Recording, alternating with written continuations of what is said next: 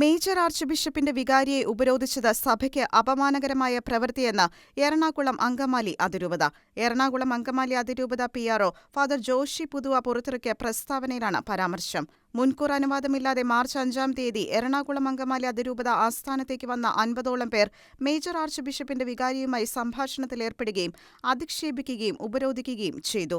പിതാവിന്റെ അറിവോ സമ്മതമോ ഇല്ലാതെ പ്രസ്തുത സംഭാഷണങ്ങളുടെ വീഡിയോ എടുക്കുകയും അവ സമൂഹമാധ്യമങ്ങളിലൂടെ പ്രചരിപ്പിക്കുകയും തങ്ങൾ മേജർ ആർച്ച് ബിഷപ്പിന്റെ വികാരിയെ ഉപരോധിച്ചു എന്ന പത്രവാർത്ത നൽകുകയും ചെയ്തു.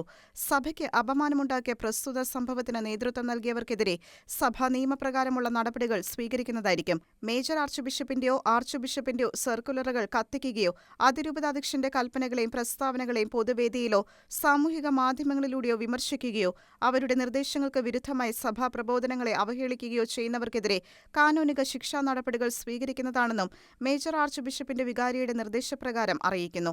അഭിവന്യ പിതാവിനെ കാണാൻ ആഗ്രഹിക്കുന്നവർ മുൻകൂട്ടി അപ്പോയിന്റ്മെന്റ് എടുക്കേണ്ടതാണെന്നും അറിയിക്കുന്നു എന്ന് എറണാകുളം അങ്കമാലി അതിരൂപത വ്യക്തമാക്കി. ഷെക്കേന ന്യൂസ്, കൊച്ചി.